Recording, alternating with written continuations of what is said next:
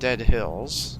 So it was a colony that lives up to its name and once promised a bright future. Dead Hills brutally collapsed when the veins of trimolite on which it was built turned out to be thinner than anticipated. Since then, the place has tried to survive with a bit of breeding and improvised repair shops. Barclay's Docks. Lethe's main spaceport. Nothing arrives or leaves on the moon without going through Berkeley's Docks, which has been the site of many protests and even bloodier riots, including the infamous 77 uprising in which several armed cargo ships were hijacked before the USCM pacified the area.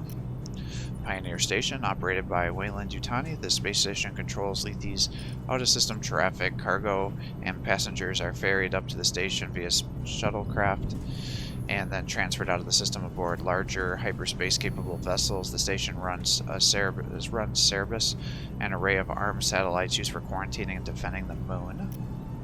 USS Otago. After the budget cuts that resulted in the Tensin campaign, several class troop carriers were converted into light assault starships by the USCM. The USS Otago is one of those carriers, and despite the improvised nature, the vessel endured several years of service without a scratch until it came down on Lethe. Atmospheric processor Sigma-12, one of Lethe's many atmospheric processors still running on standby. Over the course of the terraformation, Sigma-12 has been a hotbed of unprecedented developments, such as the emergence of an unknown flora.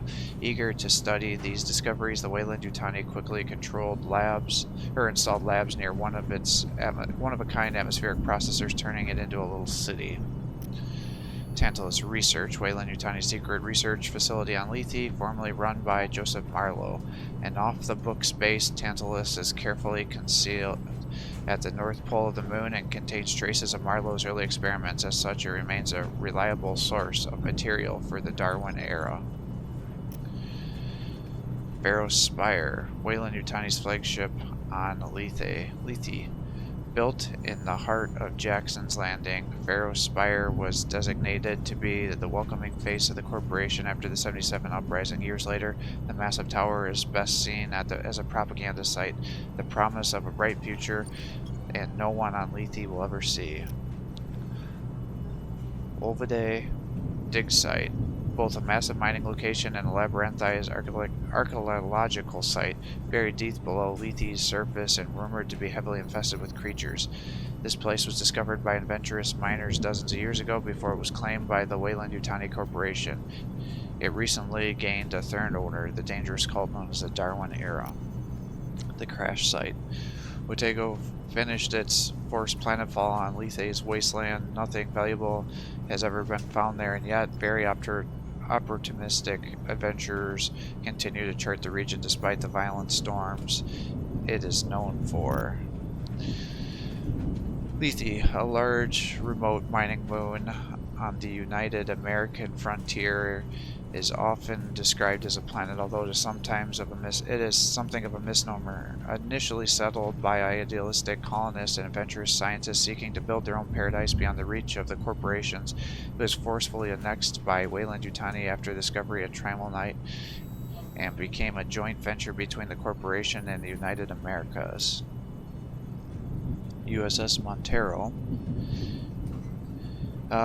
The allegedly destroyed after a rescue attempt, this reliable Lockmart CM-88G Bison M-class star freighter resurfaced during the 77 uprising, captured by the USCM during the riots. It has since been grounded in Berkeley's docks, where it has been secretly become one of the layers of the Darwin era. Jackson Landing, capital of Lethe, a population of roughly 20,000. This is one of the most successful remote terraforming colonies ever operated by the Weyland-Yutani Corporation, overlooked by Barrow Spire. The city perhaps is best known for its train station, which coordinates the massive railway system in Lethe, a system that is vital to keeping the moon operational whenever massive storms strike. And then this would probably be the Xeno City that we just went through. And we've got our characters here. So Jonas Harper, Sergeant. I always thought he should have a higher rank myself, because it's kind of weird that he would be the commanding officer on this ship. You know, it's got all these different soldiers. You'd think it'd be more than just a sergeant. I mean, he could still be doing field work if he is, you know, lieutenant or something higher rank, but it seems kind of weird that he's becoming the leader at his rank. Born on Lethe, Jonas Harper enlisted into the USCM to escape the life of the mine. Since then, he has spent many of the intervening years in hypersleep, traveling the outer rim as part of a response efforts. Most deployments end without him seeing any action. Rebellious colonists usually toe the line when a warship pulls into the near orbit, and the great majority of the alien sightings are work of overactive imaginations. On those occasions, Harper quickly proved his worth, displaying leadership skills and quick thinking that set him on the path to becoming an NCO. Despite his lack of affection for Lethe, Harper has returned home for brief periods of leave over the years. There, he tried to start a family, but a colonial marine's life doesn't exactly allow for stability. Mako Hayes. She is a meticulous executive of Weyland-Yutani, newly assigned as second-in-command aboard the Pioneer Station orbiting Lethe. Having had her career dreams sobered by the mechanical routine in the space station, Mako wants to prove herself worthy of an assignment out to the moon. Wherever possible, she works alone and engages in social situations only when there is no alternative, leaning heavily on protocol and company procedures to navigate confrontations. As a result, fellow employees tend to give Hayes all the distance she requires and more. Underlings tend to find her extracting and unapproachable, while supervisors misread her and consider her to be an upstart. The truth is, however, that Hayes is a profound moral person who feels emotions deeply. She has simply learned that it's usually easier not to let them show. Barbara Pierce, I think it was. Pierce is held up as a perfect example of the Weyland-Yutani executive, a dedicated careerist. She has risen through the ranks of an exemplary speed, helming a series of flourishing institutes and outposts to greater success and profitability, having gone unsnarled by the politics and infighting that characterizes the Weyland-Yutani. Price is something special, a warm, considerate, and understanding woman who seeks to motivate through example and reason. It is thanks to her qualities and genius that several business partners that she was able to turn Lethe around after the infamous uprising in '77. Yet, for all that Pierce's career is well documented and popularized within the corporation, her personal life is veiled in secrecy. Major Theo Stern. While the majority of the Weyland-Yutani commandos are indoctrinated fanatics loyal to the corporation above all, Stern is an ex-USCM officer hired for its leadership and spec ops skills. A veteran of the Tensing campaign, Theo knows his way around the most difficult types of conflicts, those where politics get mixed up in the deaths of innocent people. Much like Harper, Stern is troubled by his past, and even his hefty salary isn't sufficient to make him forget where he came from. I thought he was kind of a boring character, to be honest. I wish he had a little more edge or something. Weyland-Yutani bioengineer Joseph Marlowe is an unquestionable genius and polymath. Never heard that term before, polymath. Across the decades, he has proven himself to be a pioneer across the entire spectrum of the human endeavor, playing key roles in the refinement of hypersleep process, pharmaceuticals, and other forward-thinking disciplines. Indeed, it has been said in many quarters that the United Americas would in no way be so far flung were it not for his contributions to the cause. It was on Marlowe's arrival on Lethe that his famous eccentricity took a turn to the obsessive. However, year after year, his experiments grew more extreme to match until the Weyland-Yutani assigned him the appropriate superiors, it would seem. Secondary characters. How is there a character I haven't discovered yet? I wonder if Cassandra's maybe the secondary character that I didn't discover? Or maybe something glitched out? Yeah, I don't know who I wouldn't have discovered as a secondary character. Chief Administrator, Pioneer Station. Hal McDonald is Hayes' immediate superior on the Pioneer Station. A job's worth with an eye for making a bit of profit on the side. McDonald is coming to the end of his career, though his work life will go on for some decades yet, and he knows it. Like the rest of the established crew on the Pioneer, McDonald considers Hayes an unwelcomed intruder. Her careerist attitude and desire to succeed threaten to disrupt his cozy routine and possibly expose McDonald's side hustle and smuggling all sorts of goods. Dr. Becker, the only survivor among several Weyland-Yutani scientists who were seconded into the Otago as consultants during its refit and atmospheric readiness trials. Becker is a man for whom scientific discoveries go hand in hand with advancement and profit. An experienced xenobiologist in a broader sense, McDonald balances his curiosity in the unfolding events on Lethe with a sense of horror, while he provides the Otago with invaluable research support. Becker's interest in the creature ultimately terrifies the ship's crew. Yeah, I wonder who I wouldn't have discovered. Tertiary characters. Corpse Woman. What is her name? Marla Booker, that's right. Otago's ranking medical officer, or rather NCO, since she has just recently been promoted to the rank of corporal. Yeah, see, that's funny, because doctors in the military, I think, start as a captain. Booker has taken charge of the ship's medical facilities. Diligent and methodical, she's an invaluable asset for keeping the Marines alive. Marla didn't expect so many responsibilities in such little time, but has taken to her role very seriously, even if it means appearing harsh to the rest of the crew. Sergeant Rick Martinez. A veteran of the USCM, the hard-nosed sergeant has experience but neglects command unless he has to assume command. Although he let Harper run their band as survivors, Martinez still fulfills the twin functions of armorer and quartermaster on the damaged Otago. Rick excels in both these professions, where his severity is a necessity and his resourceful spirit is fully appreciated. Corporal Willa Hunslet. A college dropout from a blue-collar family, Willa, short for Wilmelia Wilhelmina, I've never seen that name before, although no one dares call her that, signed up to avoid disappointing her parents. Much to her surprise, in doing so, Hunslet found her calling. The first time she laid hands on a simulator, she fell in love with flying and fought like hell to gain a dropship certification. Hunslet has been a pilot ever since, and reprimands for insubordination aside, she's a damn good one too. Despite her big mouth and cocky facade, Hunslet is deeply protective of the Marines she supports in the field. Counselor Ciara Cabri? Kabira, I think.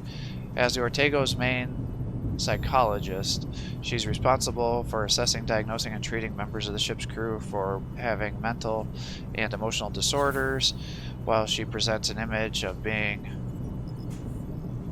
a conciliatory woman. She takes no nonsense from those who would denigrate her work. That's a word I haven't heard in a long time. Denigrate, that's a good one. In which she passionately believes. Curious and ambitious, she always is trying to learn more, as evidenced by the regular presence on the medbay. She sometimes helps Booker. Chief Engineer, USS Otago. Corrigan is the Otago's chief engineer, responsible for maintaining operational material, holding the remains of the ship together, and potentially getting the craft spaceworthy again. A ferociously focused individual, Alice isn't much of a people person. She prefers spending time with her ship, although she does at least have the self-awareness to apologize for being brusque. She is a dedicated and gifted engineer with the intuitive grasp for what needs to be done. Not much of a miracle worker as the not so much a miracle worker as the methodical and experienced scientist whose experience is worth more than gold. Alright, fair enough. So the ARC, Armored Recon Carrier, is a reconnaissance vehicle deployed with the USCM designed and produced by the Cobb Motor Company. The M540 is known for excellent all-terrain mobility, which makes it a great supportive element in the armored columns and ideal patrol vehicle. Despite its size, the ARC still holds a 4-man squad and crew of 2, 1 driver and 1 subsection leader who operates a turret and a scaled-down version of the Tactical Operations Center, armed with 2 synchronized Republic Electric RE700 20mm Gatling cannons. The M540 can protect itself when trouble comes a-knocking. The M577 Armored Personnel Carrier is a tactical response vehicle that is widely used by the USCM, a self-contained turret boasting of 2 20 mV Boyers, PARs, 150 phase plasma cannons, and a hull-mounted cupola with 2 Gatling cannons. The APC is well armed, but it sacrifices armor for lighter weight. It makes it vulnerable to anti-tank weapons, but also for greater mobility and perhaps more importantly, transportation via dropship. Available to carry a full squad of 13 men, the M577 is operated by a small crew of 2, 1 driver and 1 section leader, who enjoys the control of the full tactical operations center. Yeah, I kind of wish what they would do is they would have just made it so you could deploy twice. And then that would also encourage you to do like side missions, and then you could assign people to go over there. I kind of wish they would have put a little more thought into that to kind of create a little more of an initiative. But then I guess they were trying to make you rush to finish the game too, to try to create that artificial time crunch at the end. So I guess I understand the design. Cheyenne dropship. The UA Northridge, the utility dropship 4, better known colloquially as Cheyenne, is the absolute workhorse of the USCM. It can be dropped from the belly of a spacecraft in orbit and can also take off and land vertically, allowing it to transport Marines, vehicles, and military equipment from one place to another in no time. And the UD4's flexibility doesn't end there. Armed with the GAU 113B rotary cannon, along with a variety of other explosive ordnances which are stored in its weapons pods and secondary weapons bays, the Cheyenne is more than capable gunship, feared even beyond the frontiers of the Three-World Empire. The P5000 power loader is a mechanized exoskeleton used for lifting heavy materials and objects, powered by hydrogen fuel cells. The P5000 offers unprecedented flexibility while multiplying a human operator's strength and lifting capacity by several thousand times. Great qualities that explain why this machine is so well represented on commercial and industrial sites, but also in field operations. The USCM, for instance, uses the P5000 to load ordnances and perform heavy maintenance on starships. At one point, the Colonial Marines even deployed militarized variants of the P5000, but those proved to be less consistent than their civilian counterparts. Despite being based on the trusty UD4s, this variant of the famous dropship was designed under wraps by the Weyland-Yutani Spacecraft Division. The SR is recognized by its planed nose, which is complemented by sensors, antennae, and cameras. Those nose modifications suggest that the UD-4SR could be used as a spy spacecraft, but Weyland-Yutani has always denied accusation of corporate espionage. Moreover, the additional tri-layer carbon ceramic plates on the cockpit tell a different story. These additions simply indicate the dropship was built to last and nothing illegal. Wherever the truth may be, Weyland-Yutani's private contractors seem very attached to their vehicle. We did the datapads.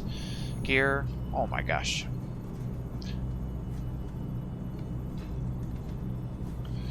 The M41 pulse rifle. I wish they would show the stock being retracted and actually use it on the arm, otherwise on the shoulder. Otherwise, it just kind of looks dorky.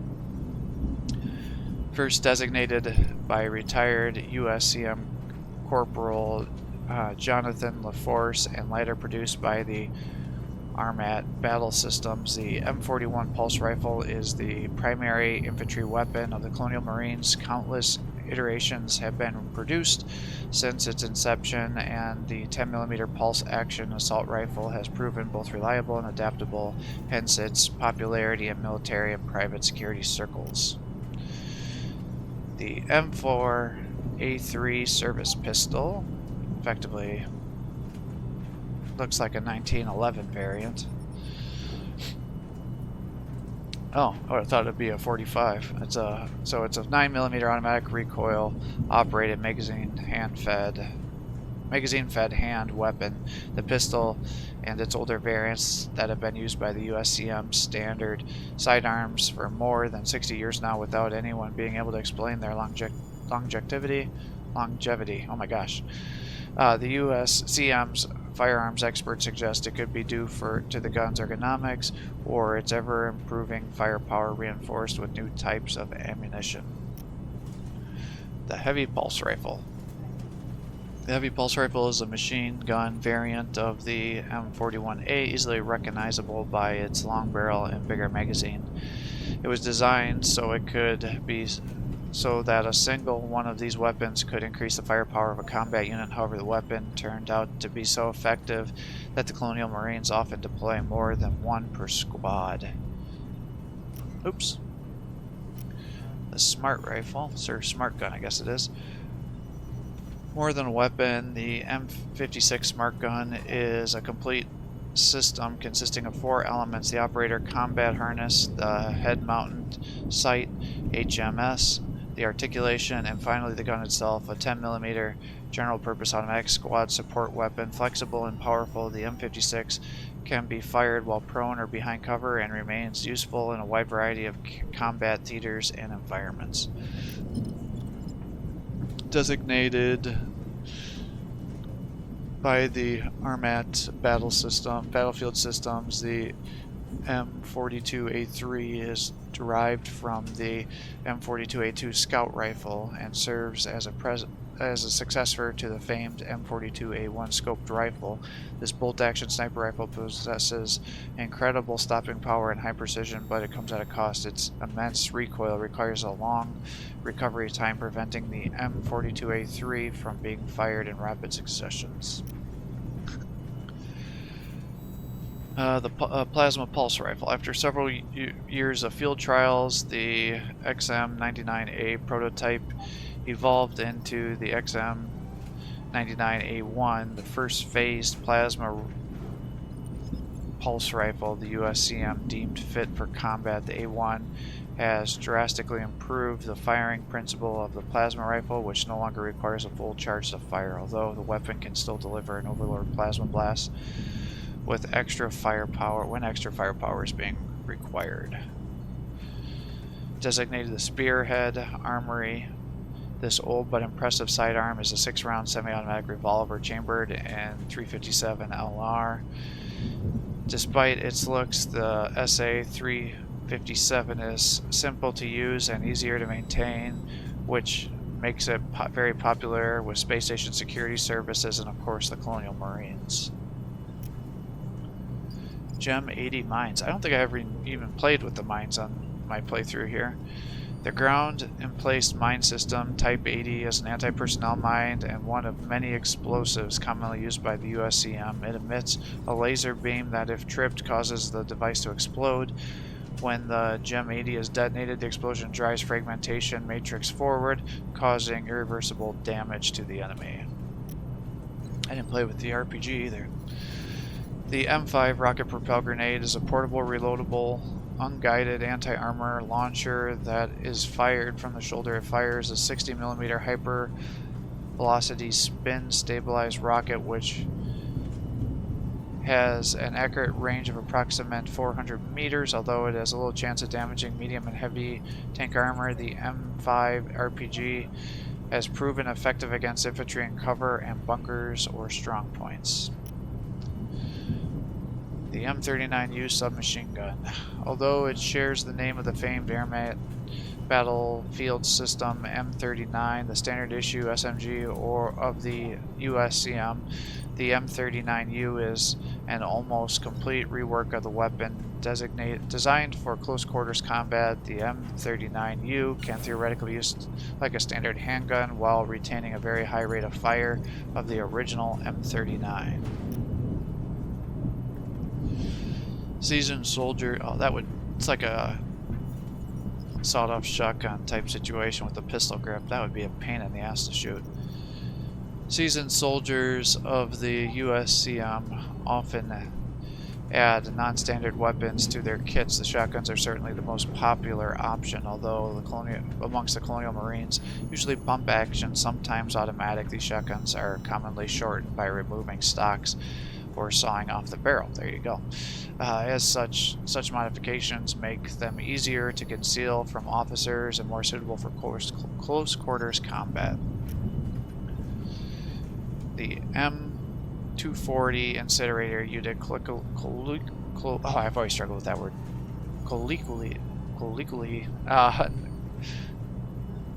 Known as Bacon Flake, is a carbine-style flamethrower that is deployed by the USCM. Colloquially, that's how you say it. Man, I hate that word. It usually is ultra-condensed naphtha base fuel, which is stored under pressure in an underslung reservoir tank. This combustible can produce a stream of flame up to 30 meters long that sticks to targets as it burns. Because of this, the M240 is considered dangerous not just to its targets but also the squad using it. The U1 grenade launcher. The U1 is an underbarrel grenade launcher. While this weapon was integral to the first variants of the M41 pulse rifle, later models feature a modular system which allows the launcher to be swapped for a different unit. But the U1, with its 4-round magazine, range of ammunition, and its simple pump action mechanism, has proven too effective to be abandoned.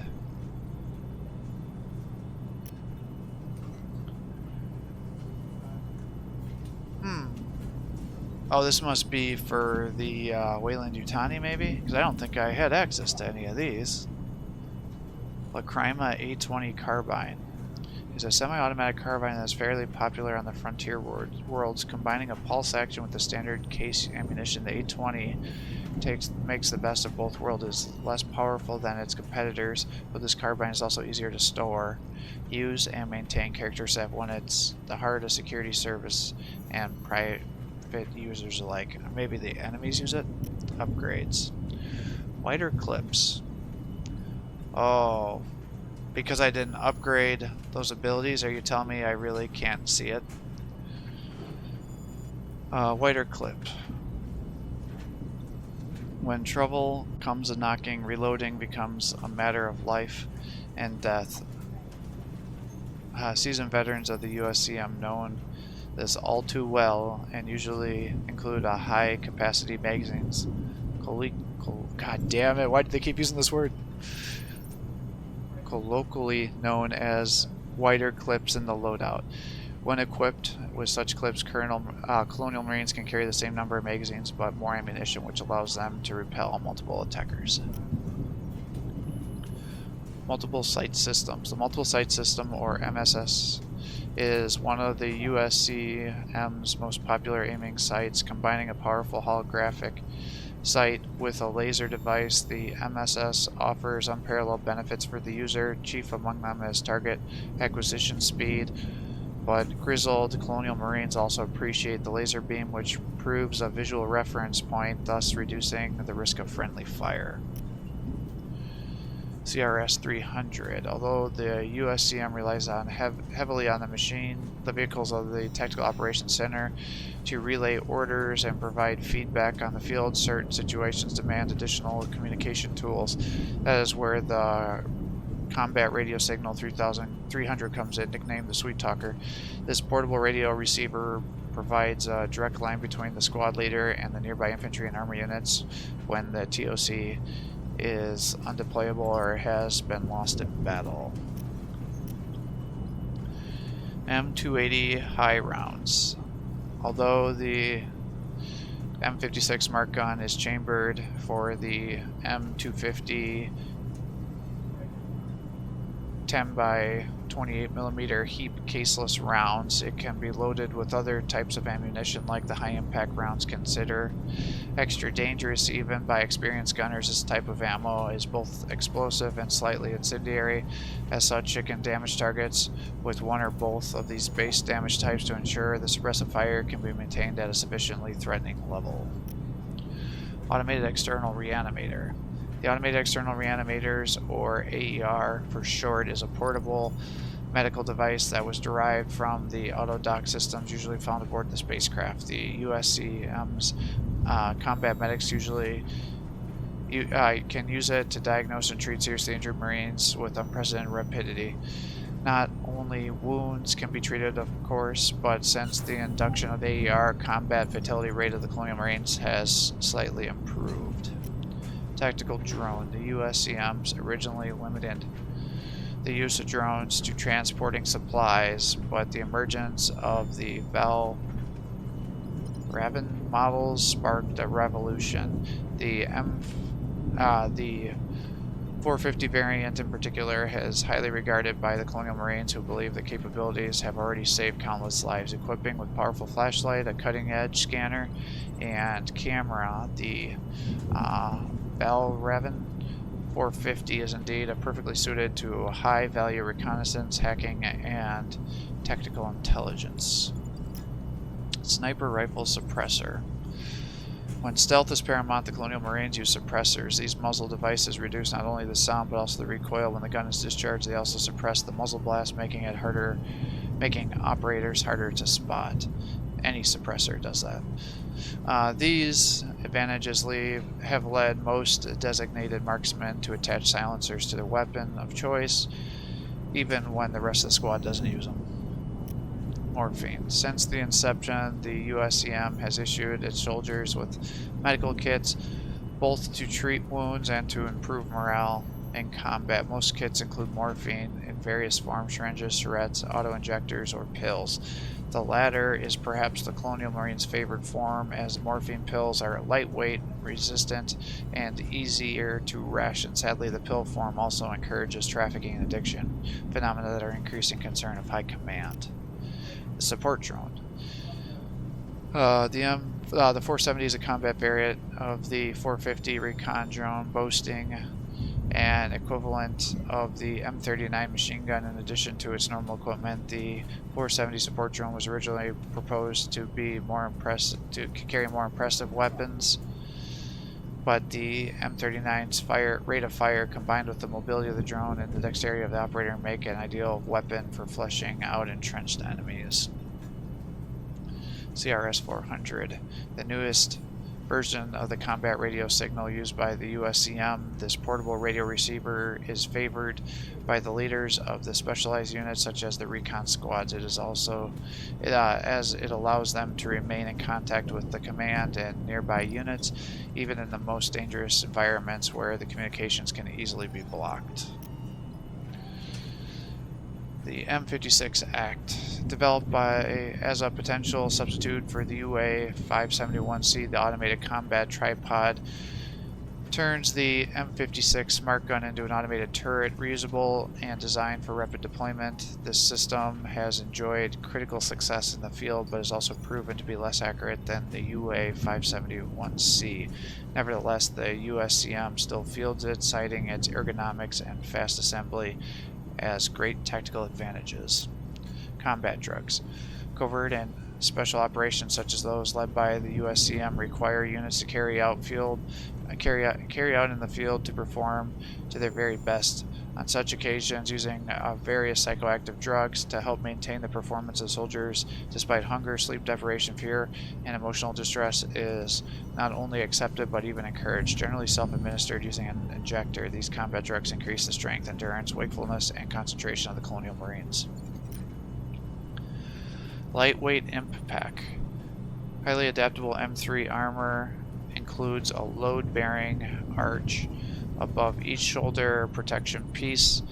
These allow the wearer to customize its webbing with additional pouches and lightweight IMP individual multi-purpose backpack. Typically the armor is loaded with IMP frame, which the Marine uses to carry extra equipment into battle. Depending on the mission, these can be medical supplies, combat engineering tools, anti-tank rockets, and more.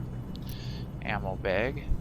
Although the amount of ammunition soldiers carry is strictly defined by USCM regulations, most platoon commanders and section sergeants know that the Marines are only as good as the number of clips they're packing. Ain't that the truth? As such, most of them will turn a blind eye to non-standard packs, pouches, mausettes that the soldiers used as improvised ammo bags to carry extra rounds or clips in the field. Also known as a robot sentry or sentry gun, the UA-571C is a tripod-mounted automated perimeter defense system widely deployed by the USCM. This weapon is equipped with a powerful AI capable targeting system that packs an M30 autocannon, although some variants boast a 20 milliwatt, I guess it would be. Megawatt, milliwatt, not sure. HF laser or grenade launcher instead. The hand welder. The hand welder, known colloquially as the cutting torch, is a tool that is widely used by the USCM, although the official tactical purpose of the ME3 is to open and seal electronic doors, such as the ones found on the colonies or spaceships. It has other less conventional uses. Experienced colonial Marines, for instance, often build barricades by soldering salvaged materials together using the ME3. The motion tractor. The motion tracker, also known as the motion scanner, is a simple motion detecting device first developed for rescue and policing services. It was quickly adapted by the Colonial Marines. Since then, the USCM has used the M314 as a key component of most of its infantry tactics smart gun teams, for which the M314 is considered standard equipment, are perhaps most well-known example of these combat applications. Alright, well, do I have any resources left? I've only got 100. Looking for someone in particular? Who has some abilities to be... Alright, this one won't let you down. Gunner? Alright, let's do that. And let's get you this, because I should unlock the stories about those. What did I teach you, Marine? Salute! I think I've unlocked everything else here, right? Yeah.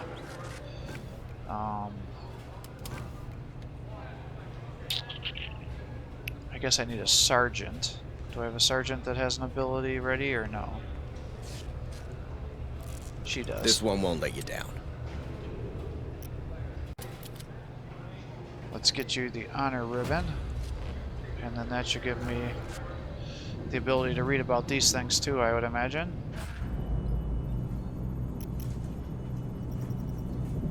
Yep, see, new gear. So we now have the battle scanner going hand in hand with the latest UD4 avionics systems. The M11 battle scanner could one day replace the M314 motion tracker in the ranks of the USCM. Provided that the Cheyenne dropship maintains proximity to the squad, this wrist-mountable device can generate a powerful pulse that reveals nearby moving objects. Unfortunately for the Colonial Marines, this effect is only temporary and the system is deemed too expensive to become standard. Honor ribbons. In its almost century-long history, the USCM has developed a large gallery of ribbons and medals. Behind each award is a story: heroics, meritorious service, grievous wounds, and posthumous.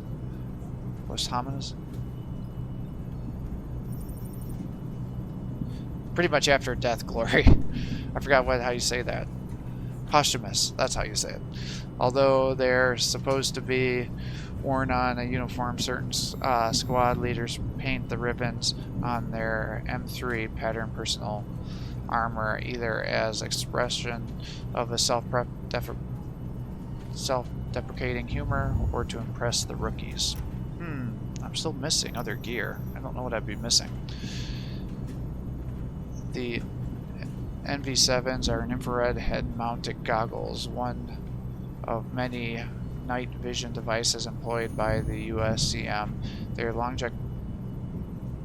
longevity is explained by their simple but effective design, which is fully compatible with the M10 pattern ballistic helmet in numerous variants. Recon units and designated marksmen in particular appreciate the reliable model, where they often scout ahead under the cover of night.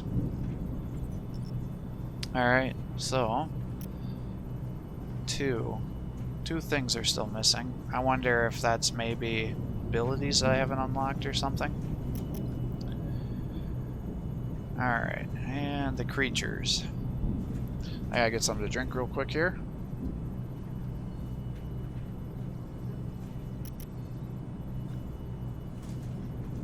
I don't know what all these assistants are. Oh, I guess it doesn't really matter. This is just gameplay stuff. Nothing too... I'm not reading these. Yeah, this is all the basics.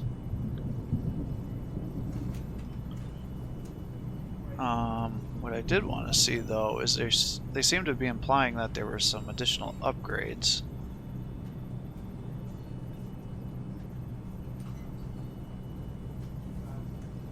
Is there anything here about upgrading?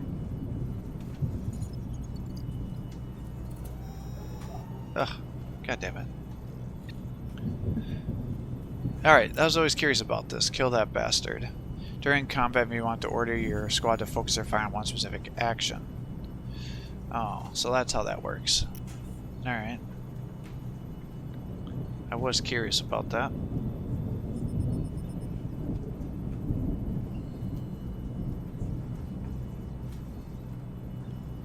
Yeah, I don't see how I can be done with the game and still not have these things unlocked. That seems very bizarre to me.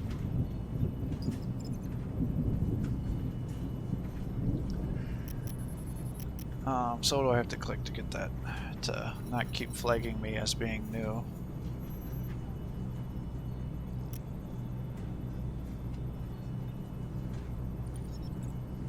Alright, so that's going away now. Alright, so the unit types. Drones. Voracious predators, drones are the bulk of the hive. They're the most common form of the adult xenomorph, generally spawned from the human host.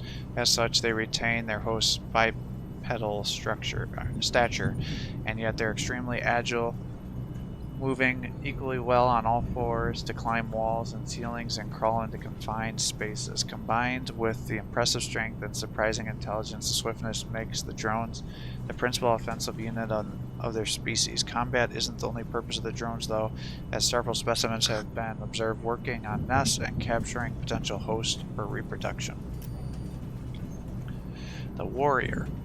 Whether drones and warriors are two separate classes within the hive is still up for debate. One thing is certain, though, the specimens described as warriors are considered even more dangerous. Most of them are recognizable by their ridged skulls and segmented tails, which makes these bipedal xenomorphs look even more sinister. Extra aggressive and crafty, the warriors pounce on their prey and stab it with their tail, which is comparable to a stinger-like barb. They're also said to stun certain targets, probably to help their kind capture hosts in combat or simply to handicap groups of hostiles.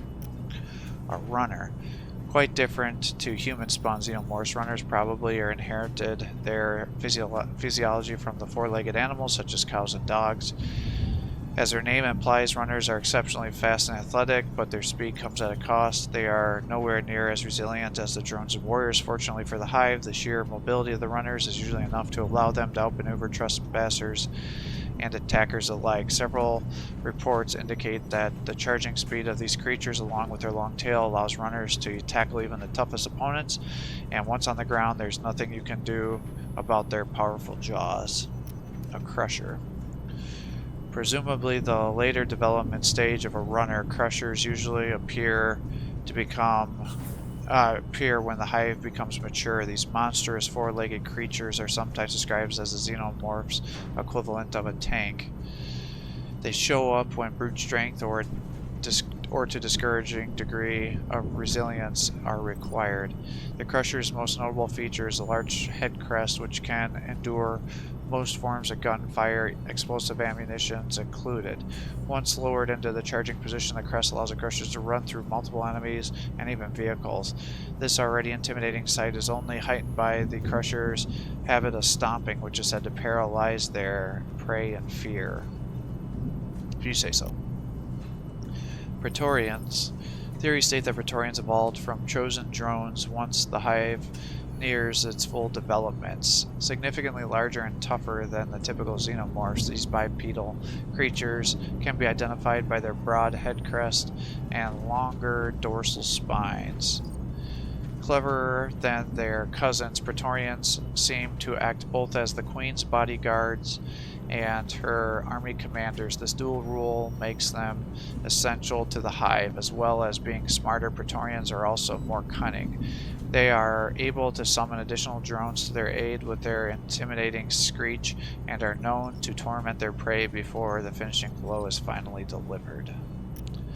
An egg, sometimes called the ovomorphs, eggs are considered to be the first stage of the intricate life cycle of the xenomorphs. Produced and laid by the queen, these egg-like receptacles serve as protection for facehuggers, although they are seemingly inert, if not lifeless. Some studies claim they are in fact complex organisms that live in a symbiotic relationship with the creature they are trusted to hold. According to the aforementioned research, eggs would, for example, be responsible for detecting the potential host approaching and transferring their remaining bioelectrical potential to their facehugger, a sacrifice that ensures that the hive develops and spreads. A facehugger.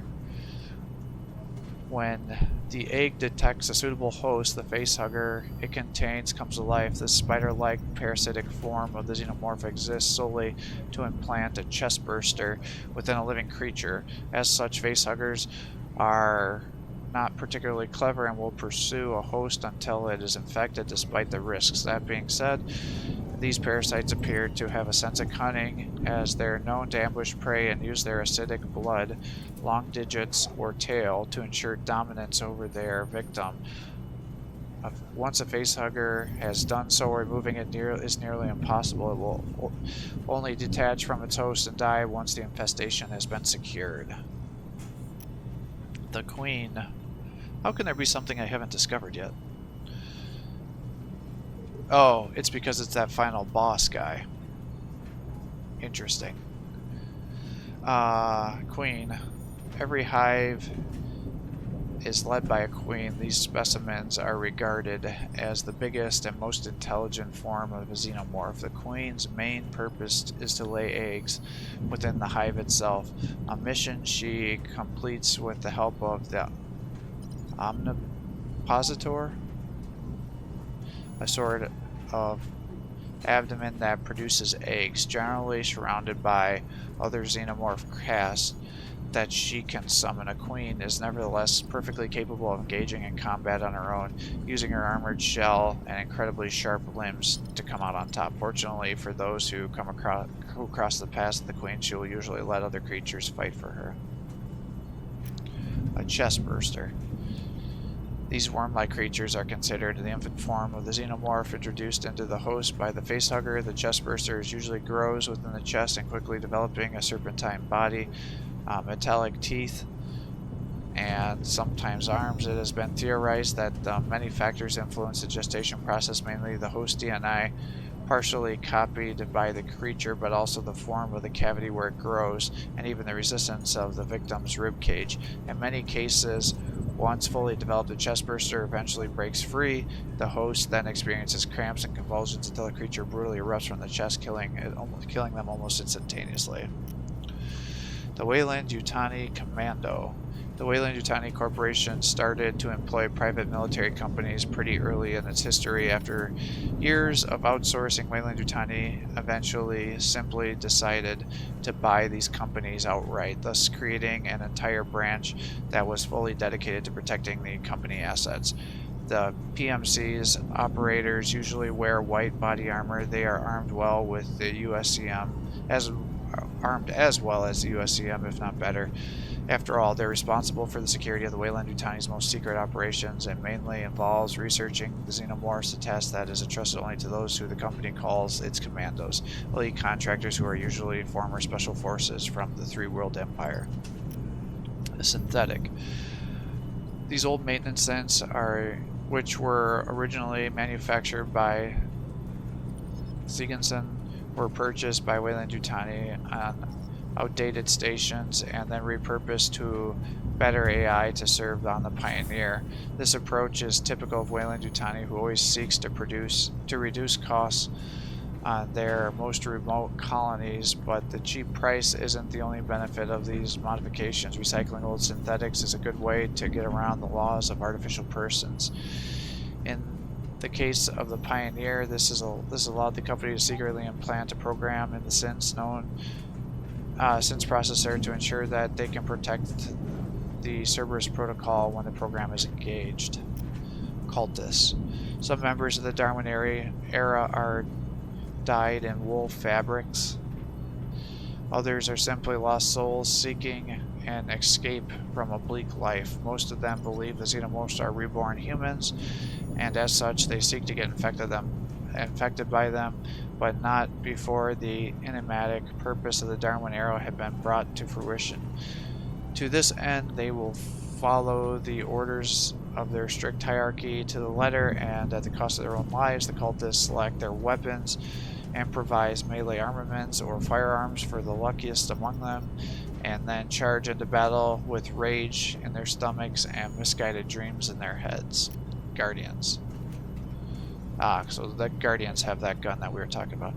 Guardians are the elite of the Darwin era, not only in combat sense, but also cultural ones as well. These fanatics voluntarily undergo the implantation of a device that Marlowe named the embryostasis, which slows down the xenomorph life cycle by postponing the birth of the creature. Equipped with such an apparatus, Guardians are able to walk amongst the xenomorphs without risk. Guardians are therefore usually assigned to patrol nests, but some, like the anomalous within a cult, are deployed as shock troops to accomplish special missions or simply to boost the morale of the Darwin-era lower ranks. Alright.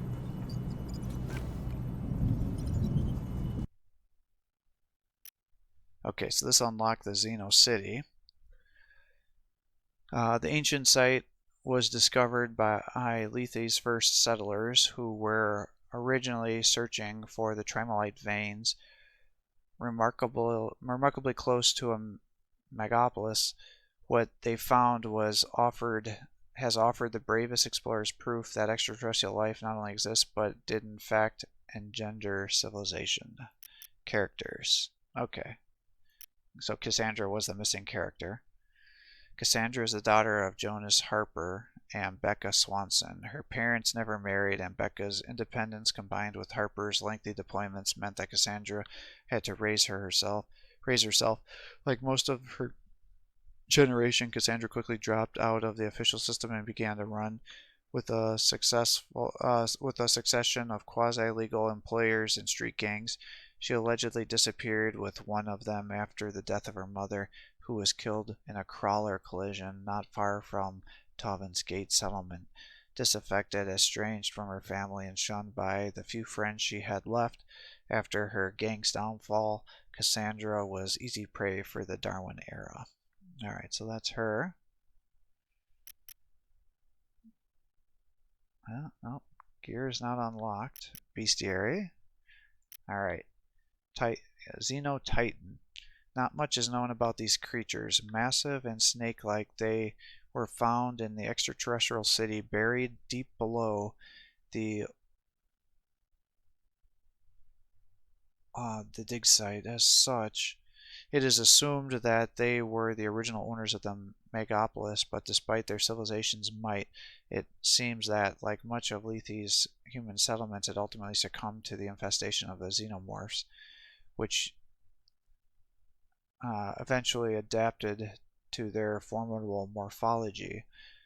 Those who were curious as to the reason for this believe that the Titans originally bred the creatures on Lethe, or that their moon perhaps fell victim to a rival species. I don't know what to make of that. Ah, shit. This is just putting me there.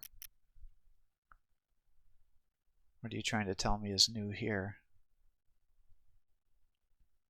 Titan.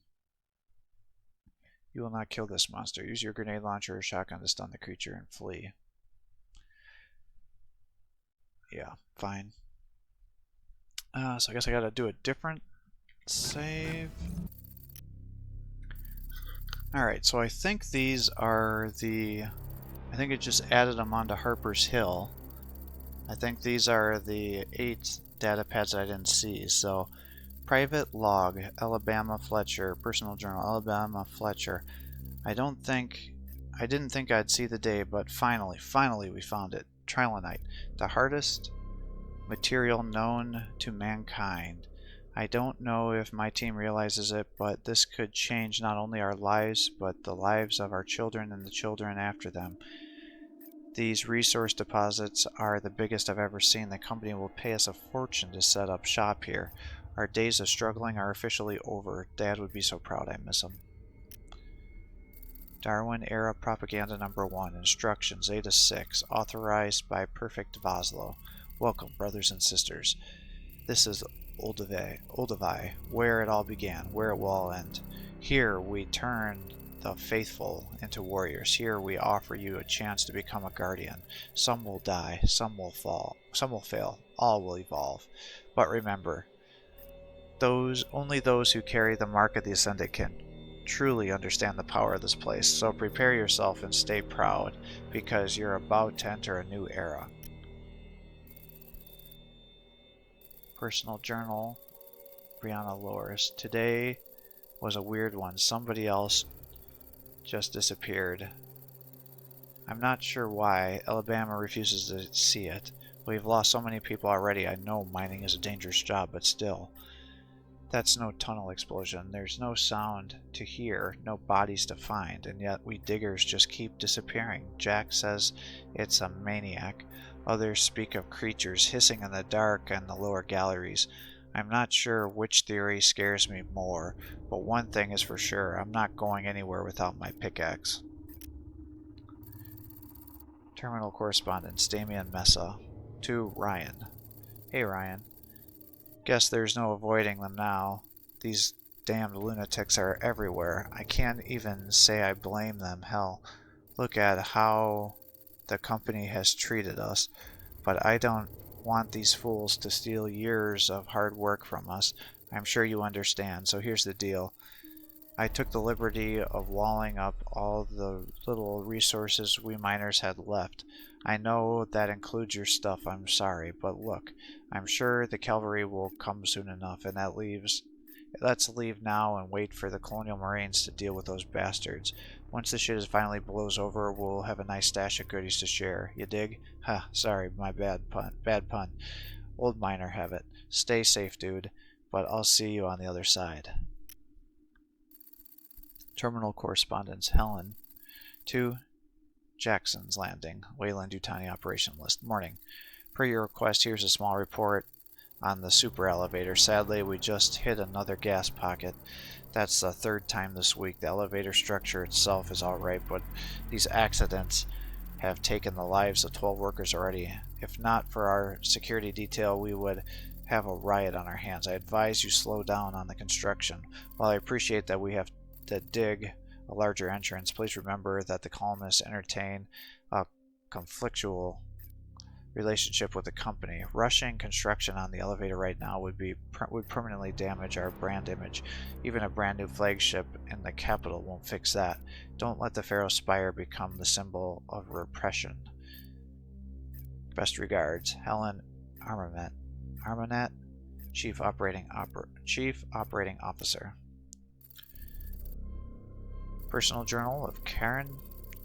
I've been chosen. Today is my last day on the surface. Tomorrow I'll become one of the numinous and join what lies below. What could it be? Something glorious? I'm sure. I've heard rumors. I've tried not to listen, but maybe meeting Marlowe or Cassandra in the birthplace of the Ascended? Oh, my days. I couldn't imagine a better beginning for this new era. Darwin Era Propaganda 2. Instruction Omega 13, authorized by Perfect Voslo. Illuminary Marlowe is very clear. It is our duty to protect this place from the surface. The surface brings many enemies. Some are too weak to embrace the ascension. Others have been looking forward to it. I understand your anger, brothers and sisters, trust me I do, but I will not tolerate these offenses. What lies below is bigger than us. Only the numerous and their patron, the great Cassandra, are allowed to set foot on that ground. Only they can begin to comprehend what's below. Now that the luminary Marlowe has envisioned it, trust him, trust the ascension will come soon enough. After all, a new era has begun. Darwin Era Propaganda number 3. People of Lethe.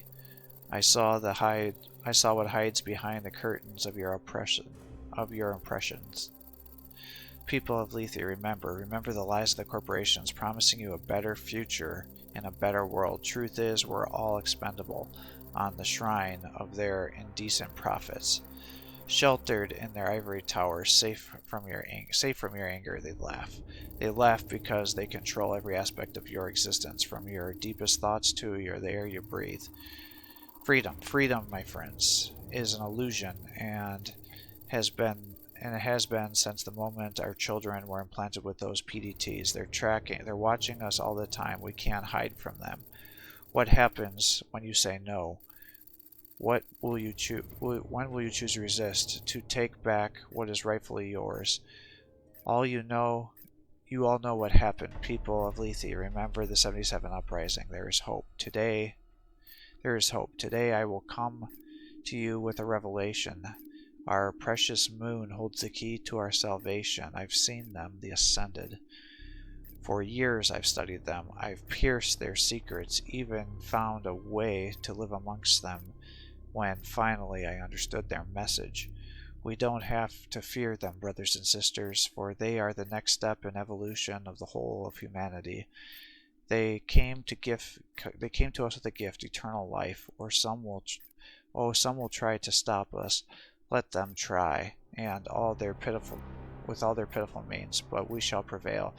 As ascension draws near, as people of Lethe, join me, as so many already have. Join me in the new era, Joseph Marlowe.